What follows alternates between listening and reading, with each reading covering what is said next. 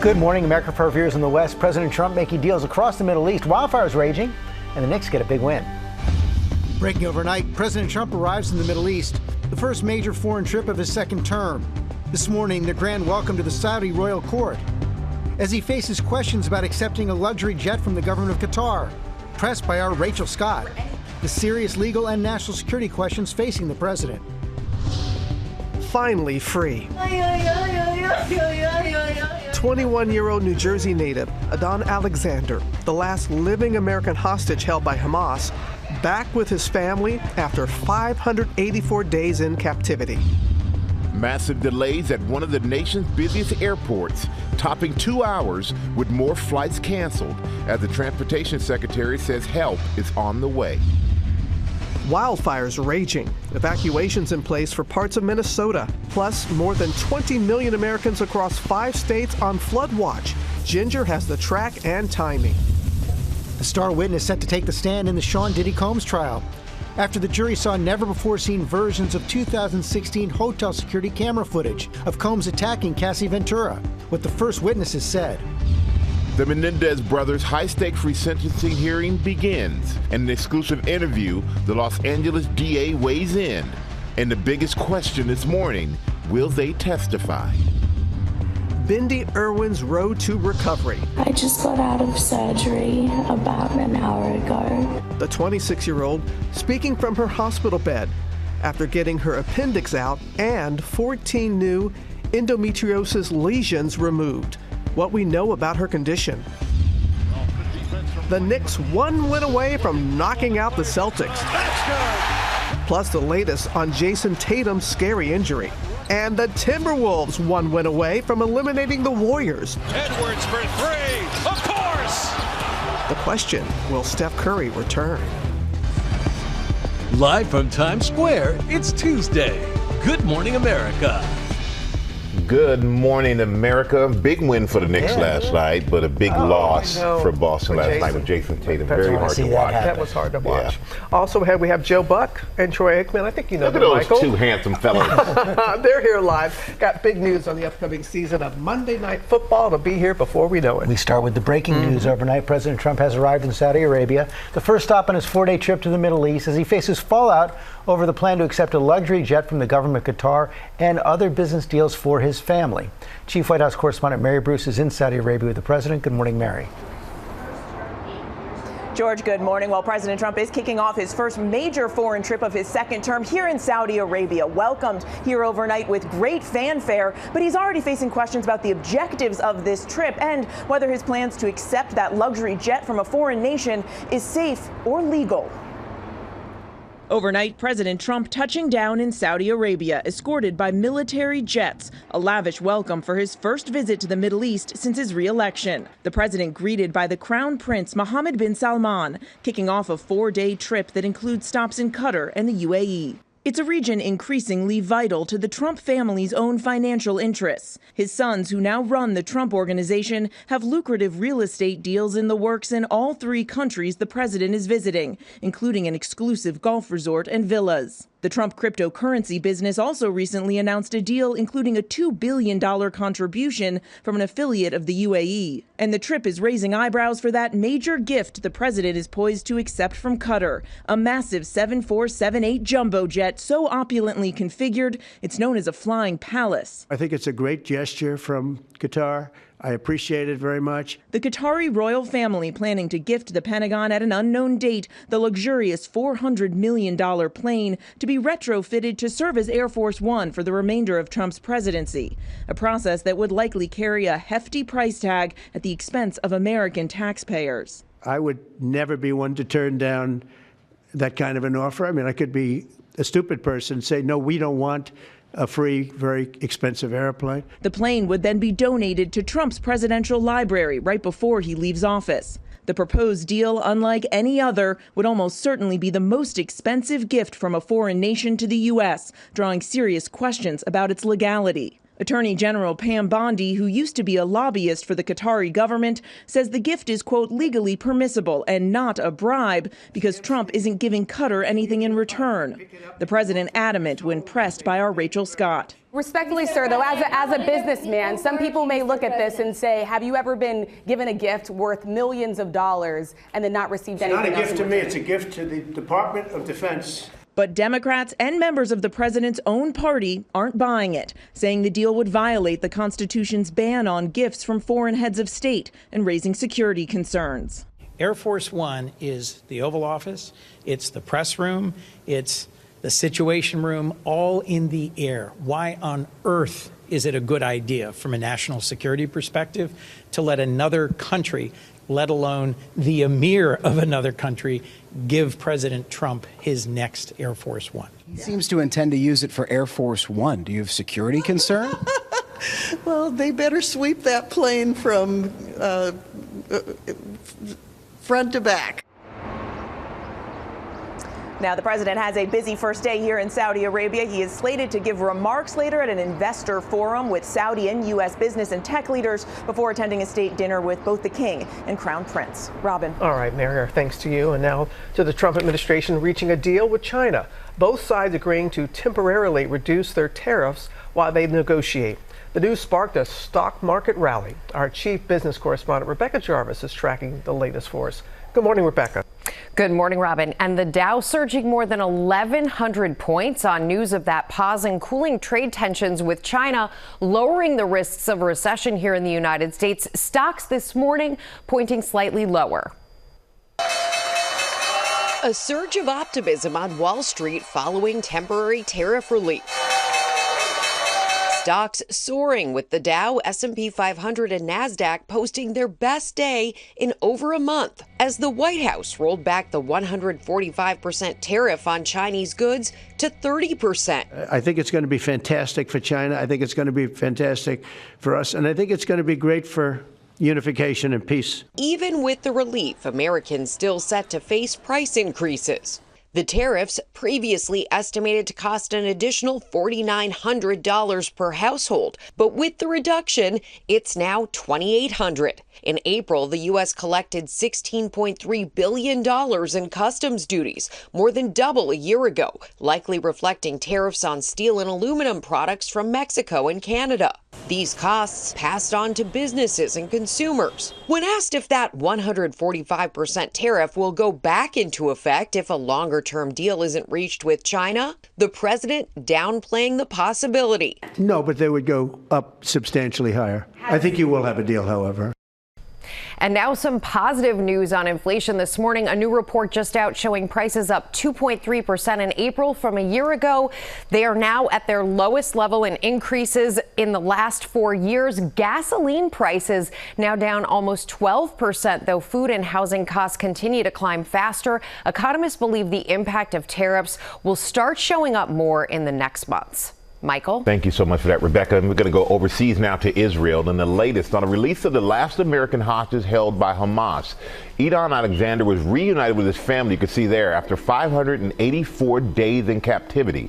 Our forward correspondent, Tom Sufi Burge, is in Israel for us this morning. Good morning, Tom.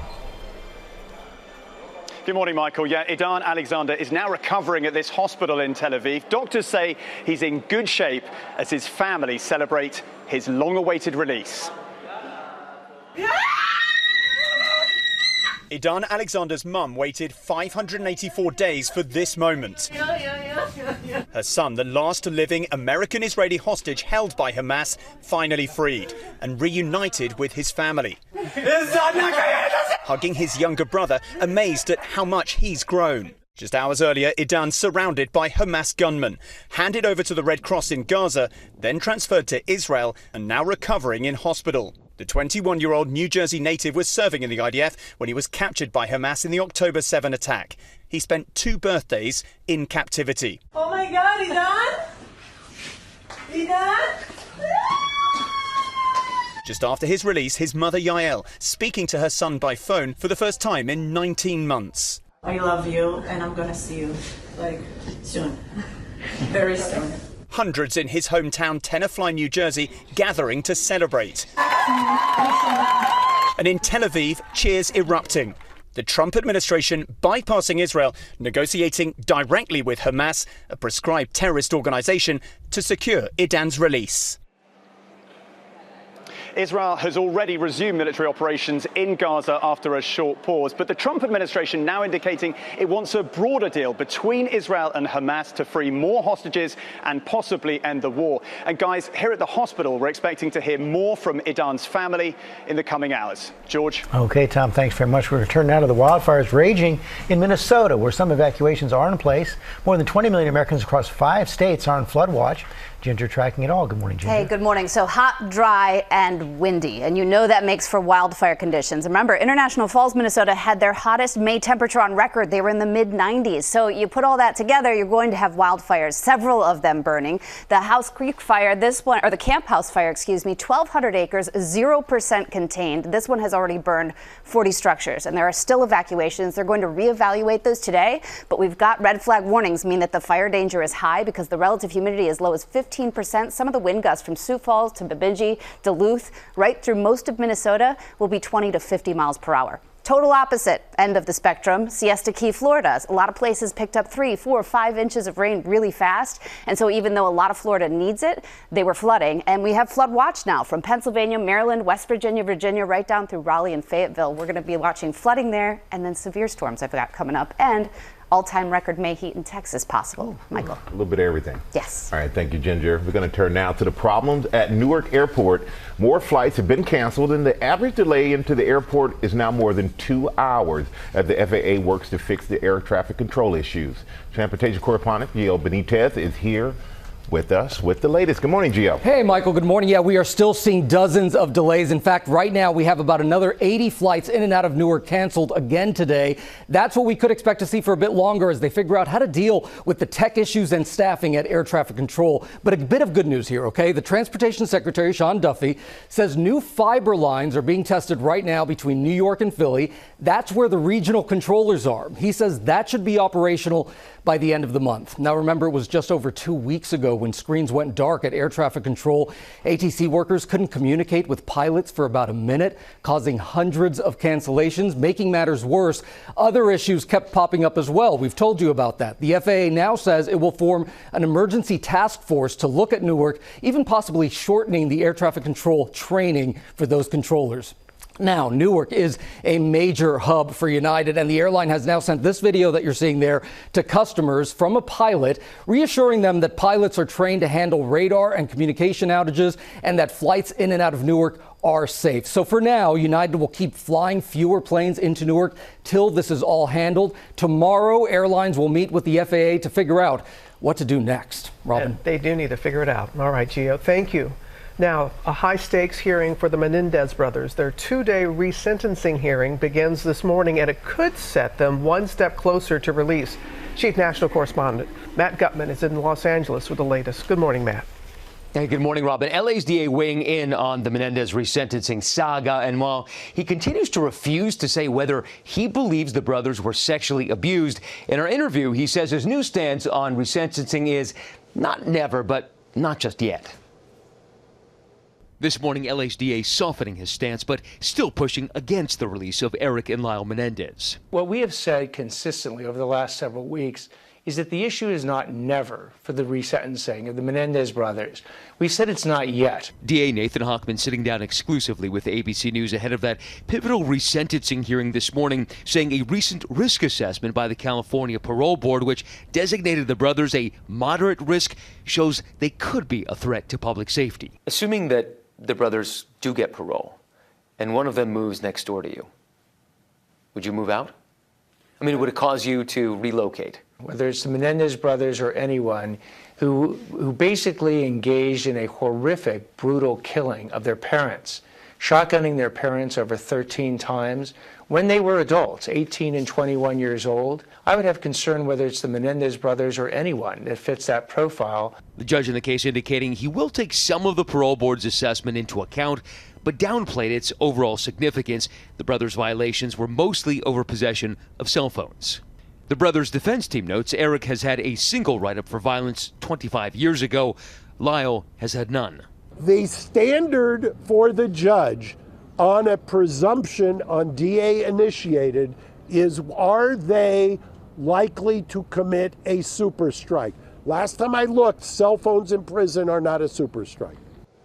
So in this case, a super strike would be a highly violent crime like murder. Now, at this point, sources from both the defense and the prosecution tell me the judge is leaning towards actually resentencing the brothers. The big question is, will they testify?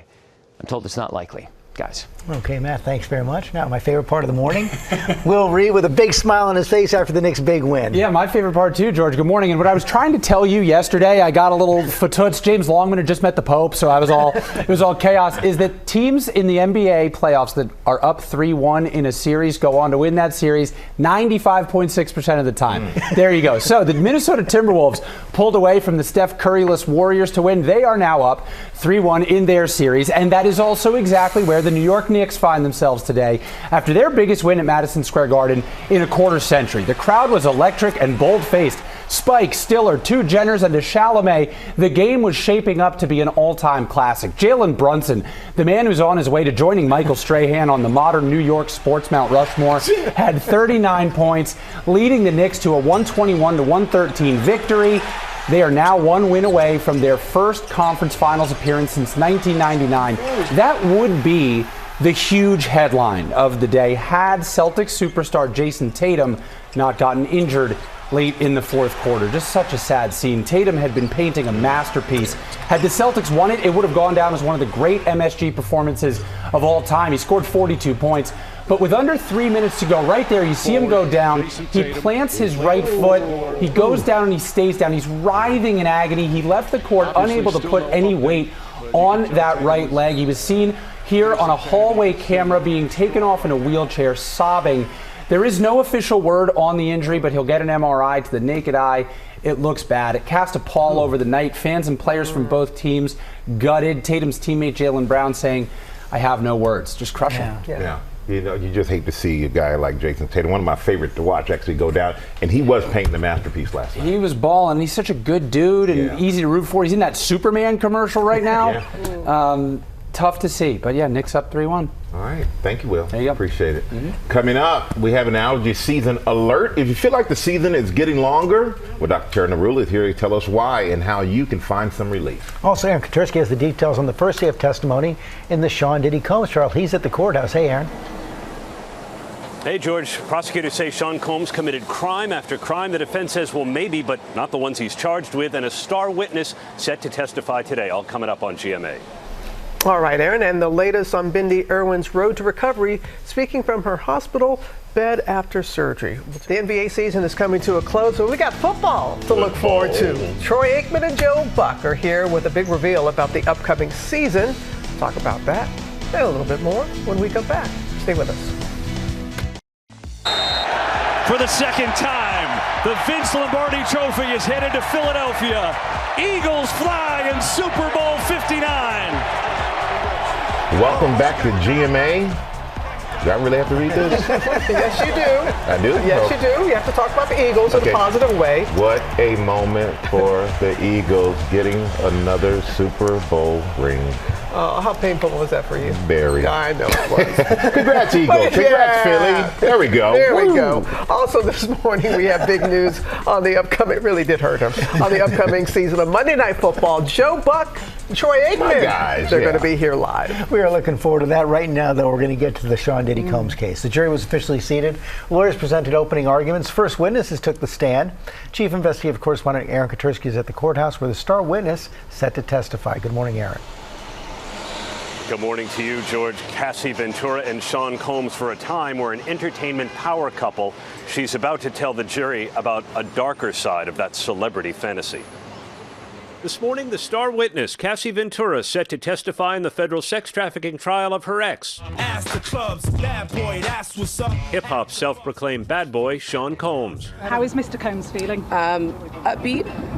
I think, obviously this is a huge deal, and so he's just ready to have his side told. Federal prosecutors wasting no time pulling back the curtain on what they say Ventura's life with Combs was really like, playing multiple versions of 2016 hotel security camera footage of Combs grabbing Ventura from behind, throwing her to the floor, stomping on her, and dragging her off. The first witness, LAPD officer Israel Flores, was working security at the hotel when he says he responded to calls of a woman in distress. He said Cassie had a purple eye, and Combs offered him a sack full of money, telling me to take care of it. I just don't want people to find out. He didn't accept. Prosecutors said the beating is what happened when Ventura tried to escape a marathon sex performance with a male prostitute Combs called a freak-off. Defense attorneys conceded what's depicted on video is dehumanizing and violent and terrible, but they argued it's evidence of jealousy, not sex trafficking.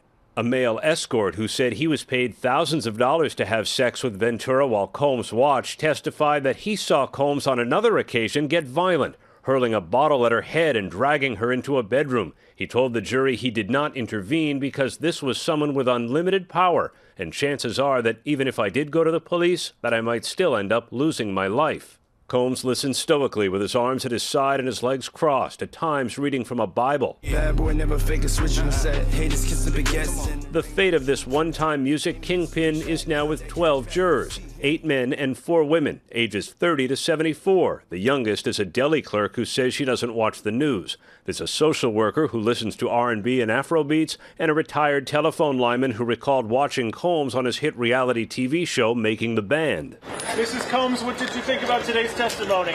The Combs family sat in court. Combs blew them kisses and smiled when he saw them. We not only see his children, we not only see his mother, we see a former partner also show up for him in court as well. Everyone who's watching from afar is taking in all of these images and they're taking note of who's showing up, and that may ultimately help in the court of public opinion, which I think in some cases is going to be as loud as this actual court case itself.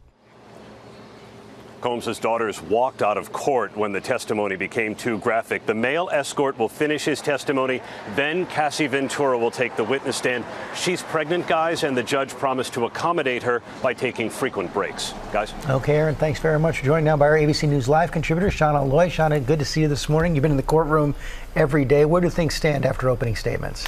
So opening statements, what we saw are that both sides agree on several things. One, there was anger, jealousy, and infidelity on both sides. Now, what the prosecutors are alleging is that these incidents and this trafficking occurred because the individuals he were dating, they were forced and coerced into these sexual acts that they otherwise would not have taken part in. Now, the defense is alleging that these were consensual acts between adults and that there may have been instances of domestic violence. However, it wasn't that they were there against their will. So very different stories, although the elements are the same. Which side has the stronger evidence? Well, right now, coming into this trial, we have the video. That video was very damaging because we actually get to see this sort of violence on display. Now, how people see that violence after they hear the evidence is changing, because now we're hearing from the first witness who is alleged that the only time he believed that Cassie was under the influence was once out of all of the instances they were together. So as we get this framework, it is going to change the way people see it. Yeah, a lot of things are happening that we didn't expect. And, you know, Cassie Ventura, she's going to testify today. Her husband was in court yesterday. They showed that video. How important on top of that video is her testimony? Her testimony is very crucial to the state's argument, because what we have to remember is that video, everyone has seen it, and she is the most direct evidence of this force, coercion, and violence that they were saying she's been living under. And so being able to visualize that and then have her testimony is crucial to the state's case. We heard in Aaron's report that some people had to walk out of the courtroom because of the graphic detail that they're hearing. How does that play with the jury? Absolutely, and we have to be so careful, Robin, because what we have to think about with jurors is that once they've been exposed to it, it's very shocking. But if we continue to expose them, they almost become desensitized. And so that can also play a role in how they frame that information later. When we're talking 8 weeks, they've seen the same level of violence, they become much more desensitized to it. Interesting. Shauna, thank you. Thank you as always. We appreciate it. Now, with an allergy season alert, it's lasting longer this year, and the Asthma and Allergy Foundation of America's annual report identifying the top 10 cities suffering the most is out right now, with Greensboro, North Carolina at number 10, and Wichita, Kansas coming up in the top spot. Our chief medical correspondent, Dr. Tara Narula, is here with what people can do to cope. Dr. Narula, great to see you this morning. Good morning to you. Good morning. Okay, why are they getting worse this year? And why are these particular cities being hit harder? Well, 20% of us suffer from seasonal allergies, and compared to 30 years ago, allergy season is starting 20 days earlier, lasting 3 weeks longer, and there's 20% more pollen floating around in the air. So if you're sneezing, you're not alone. And yes, Wichita tops the list for 3 years in a row. We saw New Orleans jump from 34th to 2nd, probably from Hurricane Francine. And what does all of this tell us? It's really climate change that's driving a lot of this pollen in the air. So global warming means we have shorter winters, earlier springs, so longer growing seasons for plants, more pollen, more of that carbon dioxide in the air from fuels being burned means the trees are going faster and bigger. The pollen is more potent. In addition to that, the rainstorms, changing wind patterns, smoke from wildfires, pollution and urbanization of cities affects us. And then there's something called the priming effect, where the temperature jumps really big from like 60 degrees to 90 degrees in a day. And that causes us to maybe be a little bit sensitive. And even our gut microbiome, the changes that we see there, may make us more sensitive to allergies. Because we were talking about, like, I'd never had them. Now I have them. And what can we do? What kind of relief can't we get? Well, the idea is to start early. So about 2 weeks before allergy season really starts, starting with medications and talking to an allergist. And so some of the things they might recommend, so nasal steroids, nasal washes, antihistamines, decongestants, even immunotherapy shots or tablets. And then there's practical things you can do. So that would be like washing your clothes when you come in, taking a shower, washing your sheets, checking the pollen counts, using air conditioners, closing windows, staying inside during the time where you see peak pollen, which is the early morning and midday hours, and then going out later. And then Lara Spencer and James Longman swear by honey, although that's controversial. But you can ask them about that. Not just them, a lot of people feel they that do. the raw What's honey. the controversy? Well, the science doesn't really back it up. But Lara and James say that it does work. Honey? If it works for you, it works for you. It exposes honey, you. that's it? Yes, because you're being exposed to pollen. I love how you put the quotations. I'm going with the doc over here. I love honey, but no, thank you. I'm going with you, Doc. I'm with her as well. Oh, thanks, guys. Okay, and we'll have you back. Yes, in I our will next be hour. back. All right. Now, with an announcement you're going to hear first on GMA, who will be playing in one of the big Monday Night Football matchups of the 2025 season. Joining us now with the reveal of the two men who's going to call that game on ABC and ESPN. Give it up for Troy Aikman and Joe Buck, ladies and gentlemen. Thank you. I know Strahan has been like circling the table over here. Back off. It's good to see. It's good to see our old friend Michael over there. Yeah. Well, thank you for handing him off to us. Like you took good care. He's all yours. He's all yours. I'm sure. November 10th. November 10th. What are you doing matchup. November 10th, week 10 of the NFL season, Robin? Watching you two. Well, we will be in Green Bay, Wisconsin for the world champion Fly Eagles Fly Philadelphia Eagles against the Green Bay Packers. Right smack dab in the middle of the 23 games that we will cover on Monday Night Football. Now you know what you'll be doing on November 10th. I know right? that. So, I'll be watching two great quarterbacks. That's right. Okay, talk about that matchup. Well, I mean, what the Eagles were able to do, and Jalen Hurts is phenomenal, obviously. They've been doing it for quite a while. I love that organization and what they've accomplished. And Jordan Love, he's one of the bright young quarterbacks. A lot of those around the league when you look at the league and some of these good players. But yeah, that'll be a great one. The other kind of storyline of that game is the fact that, this whole tush push, it was the Packers who actually are trying, they were the ones, the biggest proponents in trying to get it taken out of the game.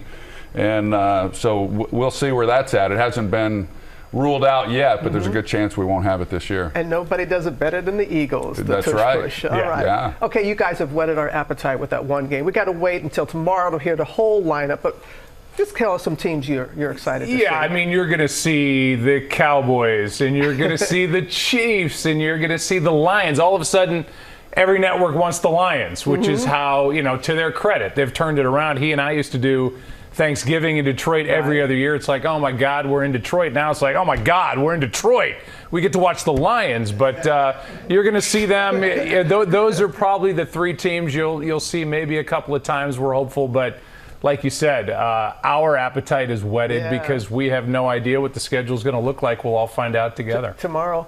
We're excited about that, but we're also excited. 2 years, the Super Bowl will be back on ESPN and ABC. Haven't had that in a couple of decades. You guys have called, 6 Super Bowls together? Yeah, we've called 6. The last one we called was a while ago. It was in Miami, I guess. And so we're excited about it as well. We'd gotten used to a 3-year rotation calling that game. So it's a big deal, obviously, for the network to be hosting the Super Bowl on ESPN. And it's going to be in Los Angeles. So the network already doing a lot building up for that. So that's going to be an exciting time. And we can't bury the lead. I mean, he and I have called 6. Right. He won 3. That's kind of the that was the lead. That's yeah, it. really was the lead. I'm Come contractually obligated to always throw that out there for my man right here. But I love you two together. I mean, this is what your 4th season for Monday Night Football, but 24th season, extending that record. A duo in the booth like that. Yeah, we're actually doing well for a married couple.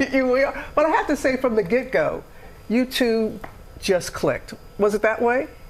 Yeah. You know, we've been through so much in our personal lives, in addition to professionally. At the same time, we're roughly the same age, and I'm a little older. I know that's hard to believe, but yeah, it's been why is that so hard to believe? It's been fantastic, you know, and we're really close friends. I think that comes across on the air. It's hard to believe. We've been really fortunate because there's been a lot of broadcast duos that, for whatever reasons, for reasons beyond their own control, that they don't get to continue to work as long as what we've been able to. So to be able to spend all that time that we did with our other network, and then to be able to come over here together with ESPN has really been phenomenal. We've been blessed. Well, we have been blessed. We got 10 seconds left. Who's going to win the Super Bowl this year? I'm going to say Buffalo finally wins it. Oh! Cowboys. Oh, how about them boys? Yeah! Come on, Stray. That's over there right now. You know better than that. Come on, Troy. The absolute best. Thank you. You are. Thank you for taking the time. Thanks, Robin. And putting up with that guy over there. We'll be right back. We'll be back. Come on over, Michael. Good morning, America. It's 8 a.m. Wildfires raging. Evacuations in place for parts of Minnesota. Plus, more than 20 million Americans across 5 states on flood watch. Ginger has the track and timing. Kim Kardashian taking the stand. The reality star and business mogul testifying in Paris against the suspects in a 2016 jewelry heist. And how her childhood friend just described the ordeal in court this morning. Bindi Irwin speaking from her hospital bed. I just got out of surgery about an hour ago. The 26-year-old, after getting her appendix out and 14 new endometriosis lesions removed. What we know about her road to recovery. I feel like dancing. I feel like dancing. And our friend Alfonso Ribeiro is here, talking about the upcoming season of Dancing with the Stars and his America's Funniest Home Videos milestone. As we say, good morning, America. Live from Times Square, it's Tuesday. Good morning, America.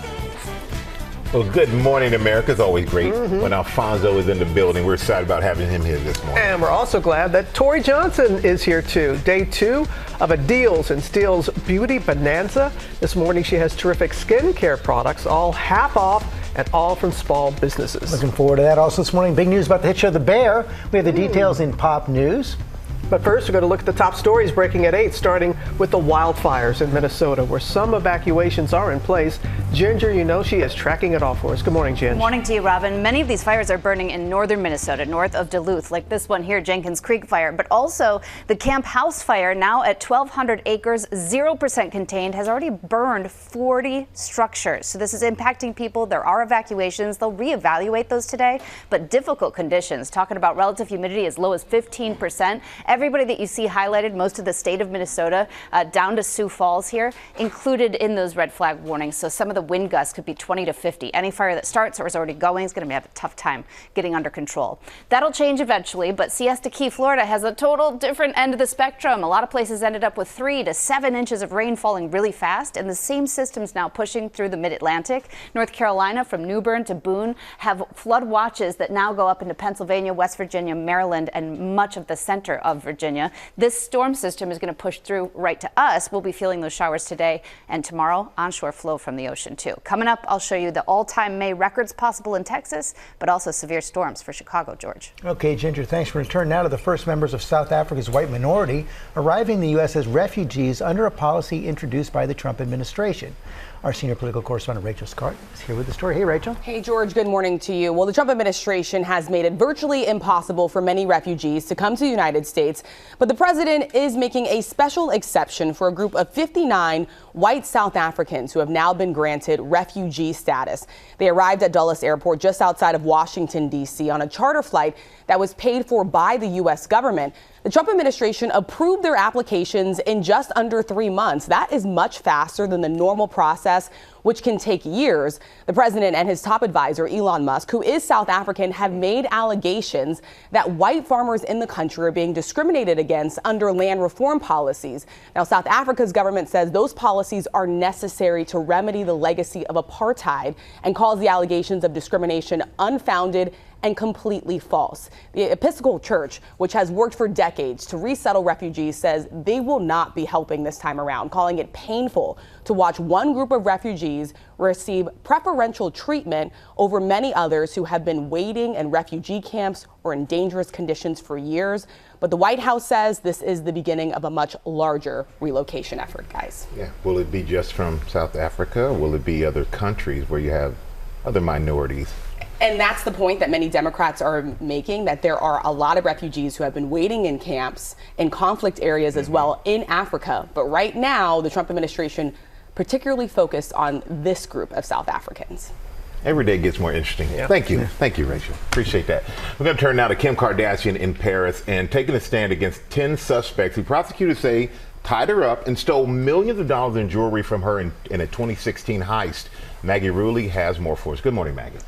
Hey, Michael, good morning. Yeah, we just saw Kim Kardashian walking into that courthouse. Her mother, Kris Jenner, there by her side for support as Kim stopped to give a small wave to the crowd before walking in. Now, Kim is testifying and reliving that terrifying night from nearly a decade ago. This morning, Kim Kardashian walking into court, testifying for the first time in front of the men who she says she believed were going to kill her.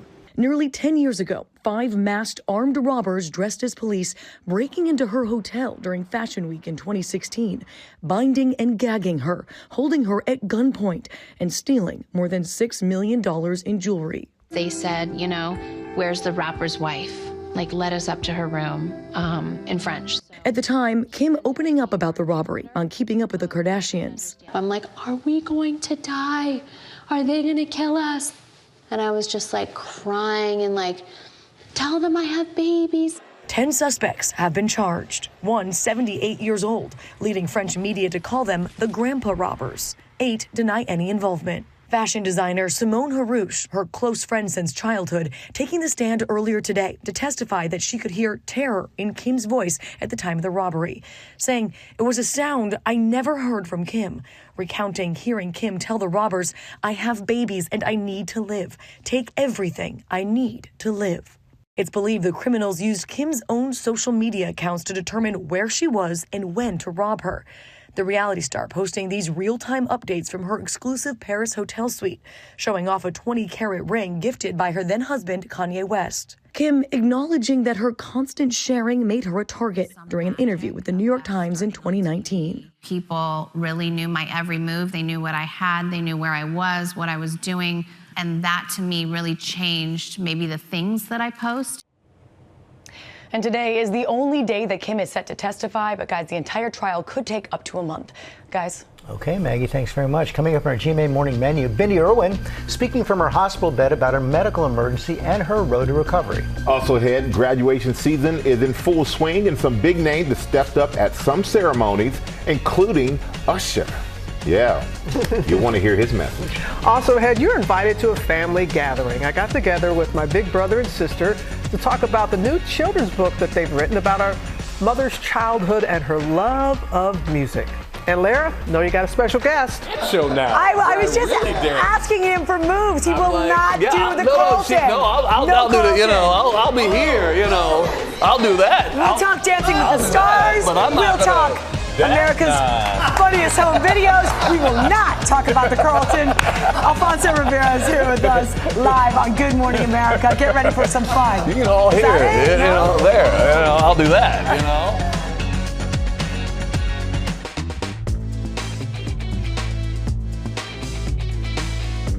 Tomorrow here on GMA, our 5K here is ready to go.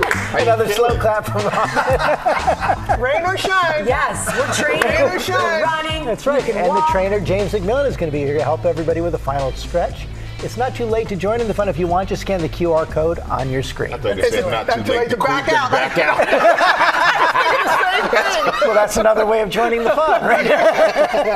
We're going to have a good time. We're going to have a good time tomorrow. But now we got our GMA cover story. We have Bindi Irwin speaking from her hospital bed after surgery. Rhiannon Alley is here with the latest on the 26-year-old's road to recovery. Good morning, Rhiannon. Hey, good morning, Robin. 2 years ago, Bindi Irwin revealed she was battling endometriosis.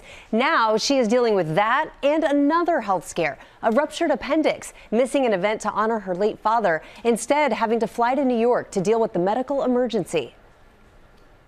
I'm sorry if I'm a little out of it in this video. This morning, Bindi Irwin, daughter of the late environmentalist and crocodile hunter Steve Irwin, is speaking out from her hospital bed about a recent health scare. I just got out of surgery about an hour ago. I had my appendix removed.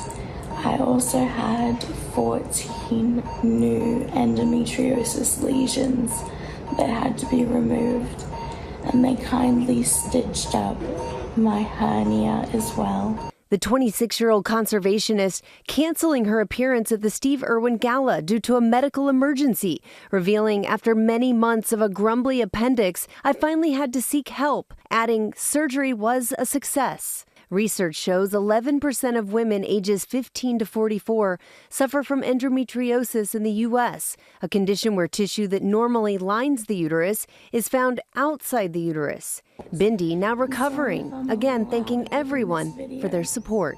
I just wanted you to know that I'm on the road to recovery, one step at a time, and I'm so lucky to have so much love in my life from my beautiful family. We are so glad she's recovering. She goes on to say she is sending love and light as she works to get through this. Her mom also missed the event to be by her side. And Robin, she is really dealing with a lot. She really is, Rhiannon. Thank you so much for coming in and sharing that with us. All right, Dr. Tara Narula. Oh my goodness, we're glad that she's on the road to recovery. Yes. She referred to something about being a grumbly appendix. When do you know it's a serious problem or so much more than that? You may not always know, and that can be the tricky thing about appendicitis. So we think about kind of the classic symptoms, but not everybody presents that way. And so when you think about pain that might start around your belly button and then kind of migrates down to the right lower side of your abdomen, pain that's worse if you cough or move or you touch that area, nausea, vomiting, change in bowel habits, fever, lack of appetite, change in your urination. Some of these could signal that there's a problem, but it's always better to err on the side of caution with the appendix because it can perforate and rupture, and then you can become really sick really fast. And I've heard that from so many people. So if you think you have any of that, go Better to the ER. All right. Endometriosis. This is her second surgery for that. Just speak upon this and what women should know. Endometriosis can be a really difficult disease because the diagnosis can be missed, and then even when it's found, sometimes it can come back. So you heard about surgical treatment. A lot of women who have surgery for endometriosis have to go back and have surgery again, and that can be because they have a more severe form of endometriosis. That can be because they didn't see all the lesions the first time and that there was still left there after the first surgery. And sometimes we treat women with hormones or birth control pills after surgery to try to prevent that from happening, but even in that setting it can recur.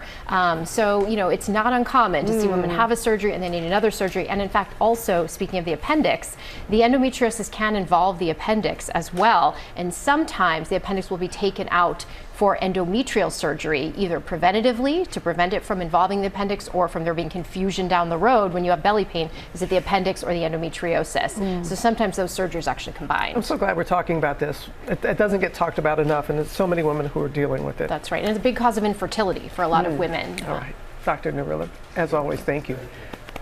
It's time for Pop News with Lara. Robin, get over here. Come on, let's do it, everybody. Pop news time, and we begin with television news. It is the May upfronts, which means that we all get to hear about new shows and some of our favorite shows coming back, like The Bear. Yes, Chef. Season 4 now has a premiere date. The Emmy-winning series will be back next month, and yes, Michael Strahan, I'm excited. I can see. Carmi, Sydney, Richie will all face new challenges in the kitchen and in the front of house at their restaurant. All 10 episodes that make up Season 4 will drop on June 25th on Hulu, and another series getting ready to launch, I use that term for a reason, on Hulu is called Alien Earth. It's a show inspired by the alien film franchise. It's a new sci-fi drama where a mysterious deep space vessel crashes onto Earth, unleashing the planet's greatest threat. Alien Earth premieres August 12th. And then this fall, Ethan Hawke will star and executive produce in The Lowdown about a citizen journalist whose obsession with the truth gets him in all kinds of trouble. The Lowdown premieres September 23rd on FX, and it streams the next day on Hulu and Hulu on Disney Plus. You can see it in lots of places. All of these shows sound great, and we'll hear about more shows as the week goes on. All right, now, what a night in New York City. Will told you about it before, but did you see this? Thousands of Knicks fans watching the big game on a big screen outside of Madison Square Garden on 7th Avenue, and then they shut down 7th Avenue after the Knicks won it in another comeback. If fans were in the right spot, they might have seen a lot of stars leaving the arena. Check out the Star Power courtside, where SNL's Tracy Morgan was sitting next to his former 30 Rock castmate Tina Fey. Also on Celebro, as they call it, there's Timothy Chalamet and girlfriend Kylie Jenner sporting Knickerbocker gear, as was Knicks superfan Spike Lee, and there's Bad Bunny. Cardi B was there, and wait a minute, who's this guy? There's Michael Strahan cheering on his Knicks with his pal Charles Udy. How was the game, Michael? Fantastic. Was it so much fun? Yes. I was jealous. Always. We were love watching. the Knicks. I saw you. I was like, oh, there he is. All right, Chalamet took to Instagram sharing these photos. 15 years apart, you guys. 14-year-old Timmy C meeting his hero, six-time All-Star Amari Stoudemire, and then getting to reunite with the Knicks legend after last night's win. Next game for the Knicks and Celtics tomorrow night, with the Knicks now leading 3-1. Games in Boston. Games in Boston. Yep. Let's go. All right, graduations are getting underway across the nation. I've got one coming up, and some big names have stepped up to participate in commencement ceremonies. We're going to start with Northeastern. In Boston, Cardi B, Ed Sheeran, and Blackpink's Rosé sent surprise messages to graduates. And then we're going to shift gears now. At Emerson College, also in Boston, White Lotus star and Emerson alum Jennifer Coolidge was the commencement speaker, and she always does such a great job. Check this out. When you find the thing that you want to do, I really want to highly recommend just frigging go for it. It's very simple advice. Highly recommended. Do it. I highly recommend. Down in Georgia, Emory University students were saying, yeah, because 8-time Grammy winner Usher gave their commencement address yesterday. What fun. And he had great advice as well. Take a look. Does a diploma still matter? Yes, of course it matters. But it's not the paper that gives the power, it's you. That's right. You created it. That's right. Great encouragement from Usher. And we cannot wait to see what Snoop Dogg has to tell graduates. He's set to do the honors at USC, at their Marshall School of Business. One can only imagine. Can't wait. I'd like to be a fly on the wall. The Fonz, Henry Winkler does the commencement address at Georgetown on Saturday. Elizabeth Banks is speaking at UPenn. And Kermit the Frog rounding out with some words of wisdom at the University of Maryland. Congratulations, it's all graduates, including my Duff.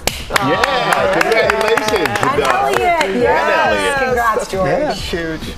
Oh, I see some tears coming out. I love it. The girls are growing up. Oh, it's one of my favorite times. Time for Deals and Steals. It's day 2 of our Beauty Bonanza, and I love it so much because I get to hang out with Tori Johnson, who is here at Products to keep you glowing. All 50% off, Tori, which is amazing. Yes, and all from small businesses. All from small businesses, all phenomenal products, all viewer favorites, starting with Oak Essentials.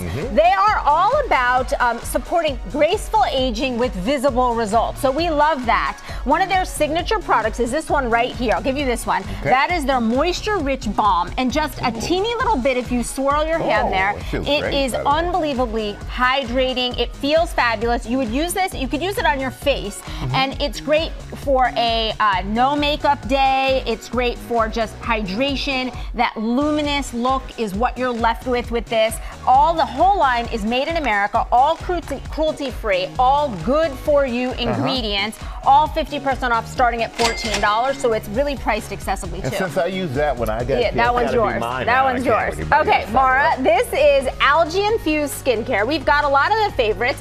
One of the ones that I love, first, their packaging is gorgeous, and I know you are a pro on packaging. Just a teeny bit of that. Don't let it go all over. That is the Sea Sculpt Body Oil. So you could just put that, it like sinks just really beautifully into your skin. It's also got a really nice like scent, but it's awesome for hydration. You could put that on your elbows, your arms. Feels fabulous, but is good for your skin. We also have this one right here, the Clear Mineral Milk. I want to say the whole name right. This one right here, this little bottle here, is great for both acne as well as aging gracefully.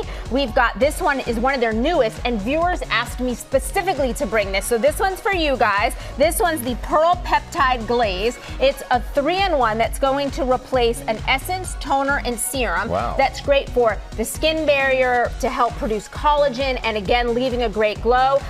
The packaging's gorgeous, but the products are even better. Everything slashed in half, starting at $13. All right, great deal there. Brush On Block. This is cruelty-free mineral skincare that is sunblock that is good for you, for the environment, for the oceans, for animals, because it's got none of the ingredients that would be damaging.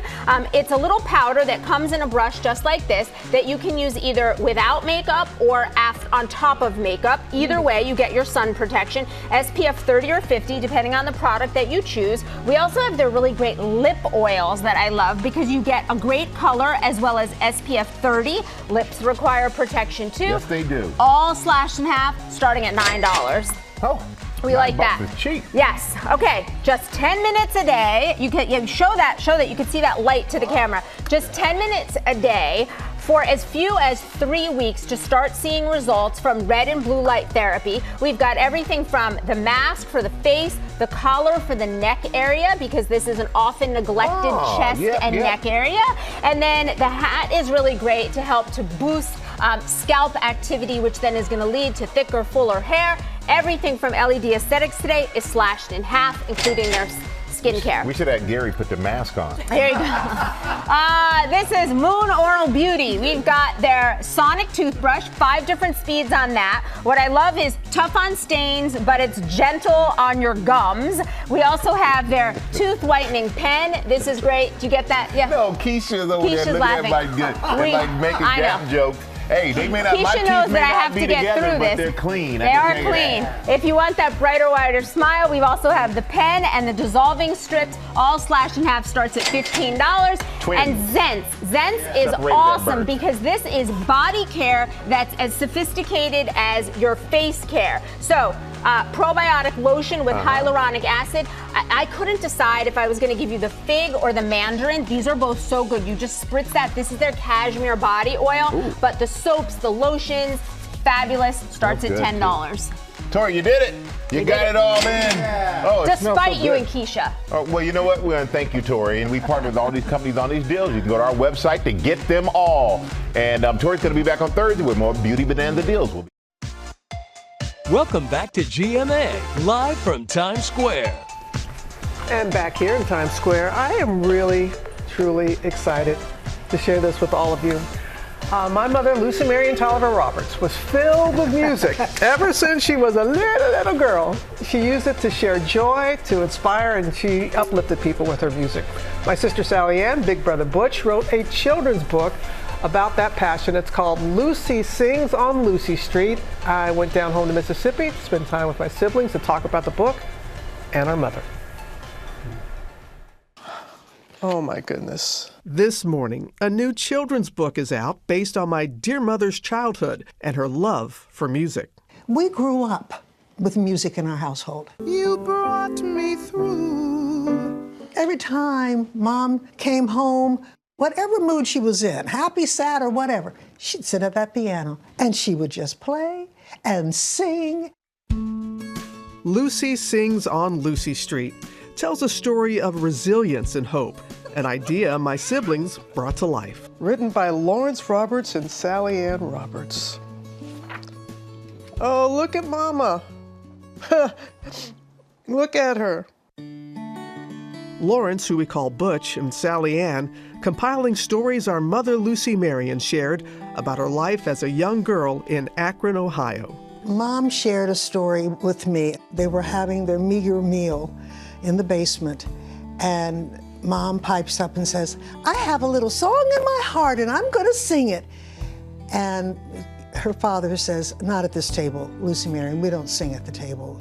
So she dutifully ate her food as quickly as she could, and then she asked to be excused, and she ran up the basement stairs and she sang, "This little light of mine, I'm gonna let it shine." And it brightened everyone in the room, and it changed her life. In the book, 8-year-old Lucy uses music as a way to uplift during tough times, writing, "Life is filled with ups and downs. No matter what, keep a song in your heart.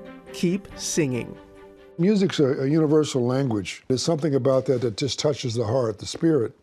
And that's the one thing that Mom was able to do, is to bring that spirit out. We had a mama and a daddy who shared their story, shared their legacy. Why, Butch, do you think it's so important to be able to pass that along? It is vital to know where we came from. I'm sort of a family historian. We all stand on someone's shoulders, but if we don't investigate, if we don't write these things down, if we don't share them with the family, they're lost forever.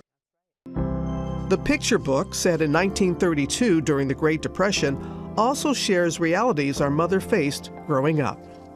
Mama is a young girl. She sees her neighbors, and they innocently say to her, "Can you wash the color?" Because they had not seen someone who looked like Mama. And Mama laughs it off and says, "Can you wash off the freckles?" Yes.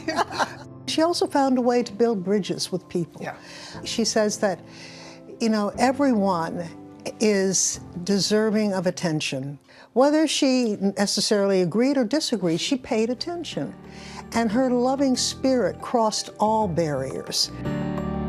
Mama always believing in fostering children's strengths, a lesson that resonates in the book. She was just very, very supportive. I never heard her say, "Oh, that's not a bad idea. I don't think you ought to do that." Never heard that. Always heard encouragement. What we're hoping is that people will sit down with their children and help their children find their gifts. Every child has a gift. Your gift may not be singing, but whatever your gift is, as Mom said, discover your gift and share it. Share it. Great message. Mama, you said it. Everyone has a gift. We all have a gift. So discover it and share it with the world. And I'm so proud of my brother and sister in this. First, I can't believe they work together, because they fought like cats and dogs when we were growing up. But Sally Ann often said that Mama would say there is a light at the end of the tunnel. I can say my mama was that light. She was that light for so many people who crossed her path, and so we're very excited. Be again. Yeah, that's a really sweet little book. Lucy sings on Lucy. She did grow up on Lucy Street in Akron, Ohio, cute. And it's available right now in stores. And you can also scan the QR code on your screen to find out more. But thank you all for that. Congrats to your brother and sister. Really, way to go, really Butch. nice. Way to go, Sally Ann. Absolutely. Just in the nick of time. Can that man make an entrance or what? Alfonso If the world only knew. If the world only knew. Well, you can tell us if you want. So America's Funniest Home Videos, co-host of Dancing with the Stars. Welcome back. It's great to see you. Good to see you guys. 10 years on Funniest Home Videos. 10 years, yeah. It's pretty incredible. I first need to start by saying today is my daughter Ava's birthday. Happy birthday, Ava. So Ava, happy birthday. Daddy loves you. Got to do that first. But 10 years, it's incredible. I'm out of breath because I just ran here, but we're not going to talk about that. It's really cool, to be able to do the show for 10 years. And this last 2 weeks, the show has won the demo for the night on ABC, which is incredible. 10 years in to be able to do that. The ratings, yeah, to come back and be 10 years in and winning. Special. Yeah. It's cool to be able to do it. But I still need to beat Tom's record of 16 years. I got to get. He's 15, so I got to go 16. That's the goal. That's the goal. Is there a particular video that even makes you every single time you see it, you're like, oh my goodness? Well, there's one video. The first season that I hosted, we have our $100,000 episodes, and I love the epic fails, right? And there was one video that won the first 100,000 episode, and it was a video of these two kids. That one kid ultimately wanted to go on the slingshot ride, and he went on, and he was there to support his little brother. And the video starts, and he's like, I got you. It starts off, he's like, ah! And he passes out, and he comes to, and he's like, ah! And he comes, ah! And it just, to me, that was like the perfect video, and nothing's ever beaten that for me. Well, we have an epic fail clip right now. Let's check it out. Oh, no. Some friends will always be around when you need help. And then there are the kinds of friends who will cause you to need help whenever they're around. Now, if you haven't guessed, that's the kind of friend you're about to see. Yeah, I'm just here to help. Nothing like volunteering to help a friend who has no idea what he's doing.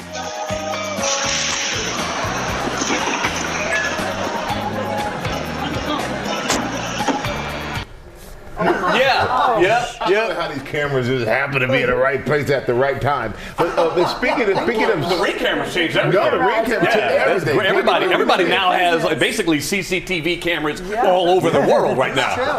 Another show you do a lot of cameras around Dancing with the Stars. Yes. So I am curious. Are there any moments from Dancing with the Stars that should be on America's Funniest Home Videos? I would only say the one, because I don't know a lot of them, obviously. There's a lot of stuff that's happening, and typically when someone gets hurt, that's never a good thing that we want to show. But there was a situation on my season where I was doing a Batman routine, and I was supposed to do the zip line from the skybox all the way to the stage, and in rehearsal, it skipped. Right there. So I was literally hanging in the air with a cape on, going, "What am I? It's okay. I'm just chilling, just hanging out." And they brought a ladder. The ladder was too short, right? Like it was like I was like, "What you want me to do with that? I'm not jumping." And then they finally got a ladder. I was up there for probably a good, 5 minutes hanging, And it was luckily it was midway through the season, so I was already a little bit in shape. Because if it was early in the season, there was no harness. There was no harness. You were just holding on. I was just holding on for 5 minutes. Impressive. Yeah, well, I think being scared will make you do things. The adrenaline was probably pumping really well. That's crazy. But I was ready to come down. I was ready, and I'm glad I didn't, because my season would have been over. Yeah. And the whole world would have been different for me. How far in the air do you think you were? It was a ladder that was too tall for them they couldn't get a ladder big enough initially, right? That's so they brought a ladder. joke. So I was probably, my feet would have been, by the lights. By the lights, yeah. Which would not have been a fun fall. No, not at all. Well, we're glad you're okay. Yeah. Yes, you probably would have won a prize. But I might have won $100,000. Yeah. I might have won $100,000. And a trip to Disneyland. We're so excited. We're so excited about Dancing with the Stars. We just heard Robert Bindy's going to be on. That's the only name we've got so far. Yes. This is always kept well under wraps, and it's a big season. It's the 20th anniversary. Absolutely. 20? Is it 20 years? It's 20 years. Yeah. 20 years. So it's the 34th season. Yes. 20 years. The show has been on the air. Incredible. It's still indoors. So since we don't know, I'm guessing you must have a say. You're a big dog over there. No. So who are your dreams? Well, I mean, listen. If you're gonna do the 20th season, right? 20th year, 34th season. I think you start big, right? So like something. So Will Smith. Wow. Will Smith. I'm asking you to come jiggy with it. Okay, so come on, but that would be pretty cool. That's a great one, actually. But I don't think he's gonna say yes. I don't think. But you never know. Jennifer Love Hewitt would be fun, right? She's a big fan of the show. And she's on 911. And she's on 911, so it's like, and she comes and she watches. So that would be someone that I think would be really fun to have on this season. I like that idea. So she's a big name. She's got a lot of personality. It'd be fun. Anybody in the sports world that Don't be. I mean, listen. I think if there was a guy, I think if you played for the Giants at one point in his life, and because he'd bring the whole New York audience, right? Right? Oh, come on, right here, you can do it. Come on, Mike, straight hand, come on. That's as much as you get. We need you, buddy. We need you. We'll get you a tall dancer to dance with you. It won't look so awkward. You know what I love about Dancing with the Stars? When they come here and I just get to interview them and I don't have to dance. That's the best part. No, that's less fun. on. My joints are too old and brittle. But listen, you come out there anyway. You're there on the weekends. You just stay an extra couple days before you come home. This is the thing. This is what scared me. Every professional football player and athlete who's been on the show said it was the hardest thing they've ever done. If it was harder than football was for me, I cannot fathom it at this point in my life. And maybe some of those athletes, they weren't giving their all in football, okay? Maybe that's just, I can't say for certain, but, maybe they didn't step up. A few Hall of Famers in that group. Alfonso, you gave it your best. You only try. George would do it, though. I have to say. Yeah. Come on, George. You come out that shell a little bit. Yeah, okay. He's not even going to try to pitch me. Season finale of America's Funniest Home Videos airs this Sunday at 7 Eastern. ABC streams the next day on Hulu. Now to the effect pain can have on your life. According to the National Institutes of Health, pain is the most common reason why people seek medical care. GMA lifestyle contributor Lori Bergamato joins us with more on this. Good morning, Lori. Good morning, Michael. Pain is something we all go through, but it's not always something we create a plan around. This segment is sponsored by Vertex Pharmaceuticals, and I sat down with their spokesperson, former pro football player Alex Smith, to talk about his life-altering injury and his plan to tackle pain. Former professional quarterback Alex Smith understands what it means to be tough. A deep sack on Smith. Following this life-changing injury on the football field. Smith is hurt badly. What do you remember about that moment that you got injured? I remember my leg going fuzzy. And it was a feeling I had never had before, rolling over and seeing my leg bending where it shouldn't. I instantly knew my leg was broken. But at the same time, how naive I was, thinking that for some reason that this wasn't a big deal and they would put me back together. Instead, multiple compound fractures in his lower leg, leading to emergency surgery, followed by infection and potentially deadly septic shock. Doctors concerned amputation may be necessary. Were you prepared for how painful this would all be? No. No. I mean, nearly 20 surgeries and confined to a bed in a wheelchair for so long. Skin grafts and transplanting tissue, and there's nothing you can do. These conversations were just such an afterthought, the pain side, the pain management side. As the spokesperson for our sponsor, Vertex Pharmaceuticals, Alex is opening up about how that agony impacted his life. How did you manage all that pain? A lot of trial and error, a lot of sleepless nights. Pain is so personal. It was overwhelming, most of all for my wife. I mean, as we got discharged from the hospital, I mean, the bags and bags of prescriptions, and one of them is a rescue medication because of, the opiates that were prescribed to me. After a grueling recovery, Smith made his return to the field nearly 2 years after his injury. Is back out here to play quarterback. Now he's sharing his story in hopes of inspiring others to be proactive about pain. It's a part of the human experience, right? Like sometimes it's expected, sometimes you have surgeries lined up and they're going to happen, but a lot of times it's not. And encourage people to ask about the options out there, right? Including non-opioid options. Have these conversations with their care teams, with their doctors. There's a website, paingameplan.com. And for anybody dealing with pain that has questions, there's so many resources on there to help steer this conversation, right? To empower people, take control of this. And thanks to Alex, and thanks to our sponsor, Vertex Pharmaceuticals. To learn more about creating your own pain plan, head to GMA's social pages for more information. Yeah, Alex, everything he went through, just so incredible to come back from that. It's great to see him out there doing this, trying to help people. And coming up, James McMillan is getting us ready for the GMA 5K. There he is. Stretch it out, James. Stretch it out.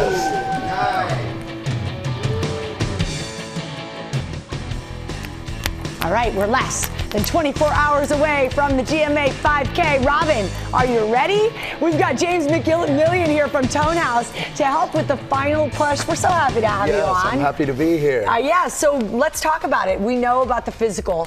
What do we need to do to get mentally ready for, if we're going to take this on, whether we're walking or running? Yeah, so it's a fun run. It's a fun run. Yes, you have to have fun. So I will always say progress over perfection. Just take that step forward. Give yourself grace. And one thing I want you to focus on is your breathing. Your breath is your home, and that will help you in your run. Yeah, holding your breath, not a great idea. No, don't hold your breath. So you want to breathe into your belly. So I'll show you a technique. You want to inhale the positive energy into your belly, fill it up like it's a balloon, and then exhale the negative energy, and you move through that. Do that in your run as well.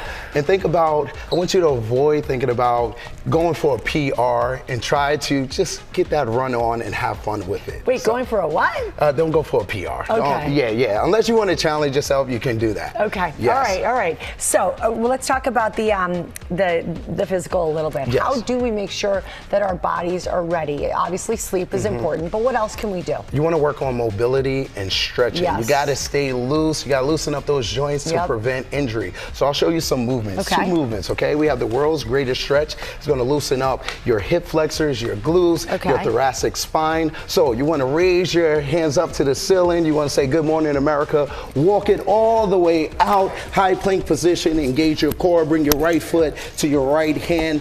Drive that hip towards the floor. Rotate, raising all the way up. Loosen up that thoracic spine. Come right back to base. Bring that foot back. Inchworm it back. Raise back up to the ceiling. Try to do Obviously that. both sides. Yes, both sides. 2 rounds, 30 seconds. The next thing. Hold it up at the top. Yes, for 30 you want to hold it seconds? for a second. Come right back down. Elbow to your ankle. And how many reps? We're going to just do 30 seconds of flowing and movement. Oh, so it's more. It's not about the number. It's just about the flow. No, we're flowing. Okay. Next up, we're going to do leg swings. So if you have a wall for stability or your Thunder Buddy, so you can hold my arm right here. You're just going to swing back and forth, loosen up your abductors, adductors, as well as forward and back. This will help with your stride efficiency. Tennis. Yes. Yeah. Dynamic stretching. It's a key. So next and then up, real quick food, because we only have about 10 seconds. Yes. If you have to eat one thing, because we only have a little bit of time. Get some lean protein, complex carbs. So we have chicken breast, we have sweet potato lentils, some veggies, and things like that. All right. We're ready. We're ready. Thank you so much. All right. Let's have Join fun. us on the run, everybody. We are talking dog diets here. Yes, we are. Have a great day.